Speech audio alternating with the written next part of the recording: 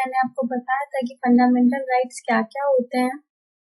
उसमें मैंने 1 by 1 सारे फंडामेंटल राइट्स के बारे में आपको इंट्रोडक्शन दे दिया था। आर्टिकल जो भी फंडामेंटल राइट्स के अंदर आते हैं उनको मैं 1 by 1 एक्सप्लेन करूंगी।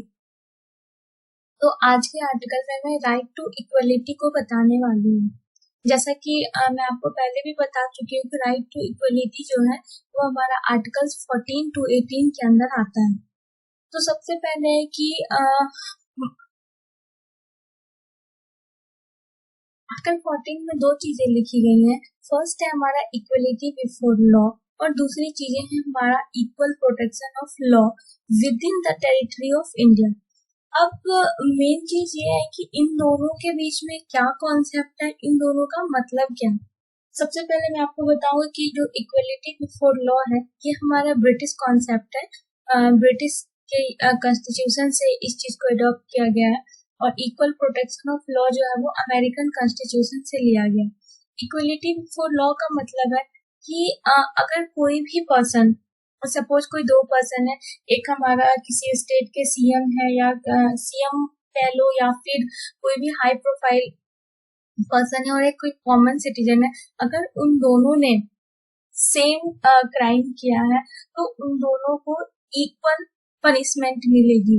कोई बहुत बड़ा सेलिब्रिटी अगर कोई क्राइम कर रहा है और कोई कॉमन पर्सन हमारे जैसे पर्सन कोई क्राइम कर रहा है तो ऐसा नहीं होगा कि उनके जो भी पनिशमेंट होगी उस पनिशमेंट में कोई भी डिस्क्रिमिनेशन नहीं किया जाएगा। मतलब लॉ के सामने सारे लोग जो भी हैं, जो भी इंडिया के सिटीजन्स हैं, वो सभी जो है वो इक्वल है, किसी में कोई डिस्क्रिमिनेशन नहीं किया जाएगा। दूसरी चीजें हैं equal protection of law with in the territory of India. मतलब अगर हमारे पार्लियामेंट ने कोई लॉ बनाया है तो ऐसा नहीं है कि उस लॉ का वायलेशन अगर हो रहा है, सपोज किसी भी क्राइम के लिए कोई लॉ बनाया गया है कि आप ऐसा नहीं कर सकते, इसके लिए आपको 6 मंथ की सजा होगी, तो ऐसी बात नहीं है कि सपोज किसी पर्टिकुलर स्टेट में उसे 6 मंथ की सजा हो रही है और किसी अदर स्टेट में उसे 1 साल की सजा हो रही है, 5 साल की सजा हो रही है। ऐसा नहीं है, लॉ का पूरे इंडिया में इक्वल प्रोटेक्शन दिया जाएगा। मतलब अगर सेम एक ही क्राइम अगर वो पर्सन किसी अदर स्टेट में किया है और कोई दूसरा पर्सन दूसरे स्टेट में किया है तो दोनों को सेम ही पनिशमेंट मिलेगी, डिफरेंसेस नहीं होंगे। सुप्रीम कोर्ट ने भी कहा है कि हमारा जो रूल ऑफ लॉ है वो रूल ऑफ लॉ जो है हमारा आर्टिकल 14 में जो बताया गया वो एक बेसिक फीचर के रूप में कहा गया है कॉन्स्टिट्यूशन में। और जिस चीज को भी बेसिक फीचर के रूप में कहा गया है या बेसिक फीचर के रूप में अडॉप्ट किया गया है उन चीजों को पार्लियामेंट जो है वो अमेंडमेंट के थ्रू भी नहीं डिस्ट्रॉय कर सकता है। उसके लिए भी एक बहुत स्पेशल प्रोविजन होते हैं। अमेंडमेंट में काफी टाइप के होते हैं, सिंपल मेजोरिटी से अमेंडमेंट होता है, स्पेशल मेजोरिटी से अमेंडमेंट होता है, फिर स्पेशल में भी 2 टाइप के आते हैं, कहीं भी 50% प्लस 2/3 पेपर, बहुत टाइप की चीजें अमेंडमेंट में भी, वो भी मैं आपको आगे बताऊंगी। अब है कि हमारा राइट टू इक्वलिटी तो है बट कुछ एक्सेप्शंस भी, जैसा कि मैंने आपको फंडामेंटल राइट्स के इंट्रो में बताया था कि सर्टेन रिस्ट्रिक्शंस दिए गए। ऐसा नहीं है कि अगर हमें राइट दे दिए गए हैं तो उसमें कोई रिस्ट्रिक्शंस नहीं लगाए गए। अब इसमें है कि किन किन लोगों को एक्सेप्शनल में रखा गया है। तो सबसे पहली बात है जो हमारे प्रेसिडेंट ऑफ इंडिया है और जो गवर्नर के स्टेट्स होते हैं उनको कुछ इम्यूनिटीज मिली हुई है। सपोज वो कुछ क्राइम करते हैं और अगर वो उस पोस्ट पे बने हुए हैं तो पहले उन्हें अपने पोस्ट से रिजाइन करना होगा, उसके बाद ही उनके अगेंस्ट जो भी क्रिमिनल प्रोसीजर हो सकते हैं।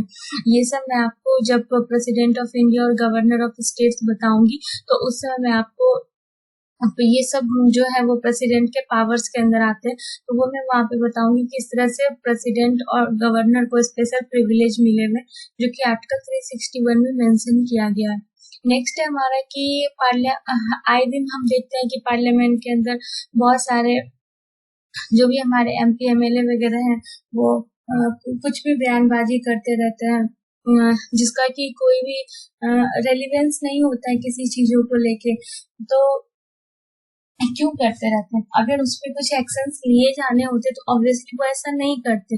तो ये हमारे कॉन्स्टिट्यूशन ने ही बता रखा है कि कोई भी मेंबर ऑफ पार्लियामेंट हो या फिर स्टेट लेजिस्लेचर के मेंबर हो, वो अपने पार्लियामेंट के अंदर किसी भी तरह का जो भी वो डिबेट कर रहे हैं या कुछ कह रहे हैं, तो उनके लिए उनपे कोई बाद में चार्जेस नहीं लगाए जाएंगे, उसके लिए वो रिस्पॉन्सिबल नहीं है, कहीं भी वो आंसरेबल नहीं है उस चीज के लिए कि हमारे कि ऐसा नहीं है कि उन्होंने पार्लियामेंट में कुछ डिबेट किया तो आप उसको कोर्ट में ले आओगे कि हाँ आपने पार्लियामेंट के अंदर ऐसा क्यों बोला तो मैं आपको कोर्ट ले जाऊंगा, ऐसा नहीं होता। आज के टाइम में इसका बहुत मिसयूज भी हो रहा है, बट ये इसलिए बनाया गया था ताकि जो भी पार्लियामेंट में टॉपिक्स होते हैं, चाहे गवर्नमेंट की तरफ से हो या फिर विपक्ष की तरफ से हो, तो जो भी मेंबर है उसके वो फ्रीली डिबेट कर सके चीजों पे, उसका कुछ एक पर्टिकुलर सॉल्यूशन निकाल सके, अपनी बातों को बिना डर के कह सके। तो इसके लिए कॉन्स्टिट्यूशन ने पार्लियामेंट के मेंबर्स को ये अधिकार दिया था कि आप पार्लियामेंट के अंदर किसी भी प्रोसीडिंग्स के लिए आप कोर्ट में लायबल नहीं है, आप आंसरेबल नहीं है उसके लिए। यूनाइटेड नेशंस का ऑर्गेनाइजेशन है, उसकी जो भी एजेंसीज है उनको डिप्लोमेटिक इम्यूनिटी मिली हुई है। जो फॉरेन एम्बेसडर हैं, डिप्लोमेट्स हैं, लाइक जैसे वो लोग हमारे कंट्री में, हर कंट्री में अलग अलग कंट्री के डिप्लोमेट्स होते हैं, तो अगर उनके थ्रू कोई क्राइम हुआ है तो उन्हें यहाँ अरेस्ट नहीं किया जाएगा, उन्हें पहले अपने कंट्री भेजा जाएगा, फिर वहां के हिसाब से उनके ऊपर कार्रवाई होगी, तो उन्हें भी ये सर्टेन इम्यूनिटी मिली हुई है। अब है हमारा आर्टिकल 15। आर्टिकल 15 ये कहता है कि डिस्क्रिमिनेशन ना हो। अब डिस्क्रिमिनेशन का सर्टेन ग्राउंड डाल दिया गया है, जो कि रिलीजन हो सकता है, रेस है, कास्ट है, सेक्स है और प्लेस ऑफ बर्थ है। मतलब कोई भी स्टेट जो है वो इन सारे सर्टेन्स पे केवल डिस्क्रिमिनेट नहीं कर सकता। मे भी डिस्क्रिमिनेशन करने के लिए कोई अदर फैक्टर्स हो, बट ये जो फैक्टर्स है सिर्फ इन फैक्टर्स पे डिस्क्रिमिनेशन नहीं हो सकती है। इसके एक्सेप्शंस ये हैं, स्टेट को ये प्रोविजन मिला है कि सर्टन किसी स्टेट में किसी कम्युनिटी जो है वो बहुत ज्यादा ही गरीब हो गए हैं या उनका डेवलपमेंट नहीं हो रहा है, तो उनके बेनिफिट के लिए स्टेट जो है वो एक्स्ट्रा उनको प्रिविलेज दे सकती है, उनको एक्स्ट्रा एडवांटेज दे सकती है, उनके लिए कुछ रिजर्वेशन प्रोवाइड करा सकती है, जैसे कि चिल्ड्रन के लिए, वुमेन के लिए, लोकल बॉडीज के जो भी इलेक्शंस होते हैं उनमें वुमेन आगे आए, उनकी पार्टिसिपेशन को इनहेंस करने के लिए कुछ सीट्स को रिजर्व कर दिया गया है। फिर जो भी चाइल्ड एजुकेशन को प्रमोट करने के लिए फ्री एजुकेशन दे दिया गया है। तो इस तरह का है कि एक पर्टिकुलर कम्युनिटी के लिए कुछ सर्टेन ग्रुप्स के इनहेंसमेंट के लिए कुछ सर्टेन प्रोविजंस बनाए जा सकते हैं, उसमें डिस्क्रिमिनेशन हो सकता है।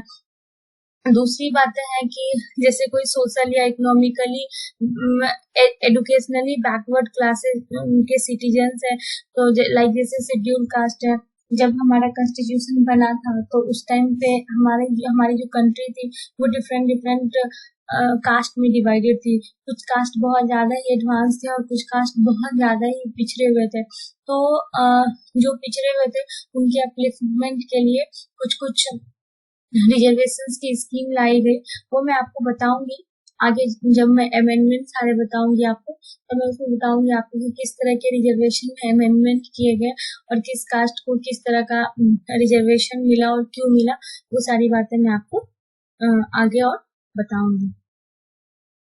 थैंक यू दोस्तों, अगर आपको मेरा वीडियो अच्छा लगा है तो प्लीज इसे लाइक करें, शेयर करें और सब्सक्राइब करें। Thank you so much.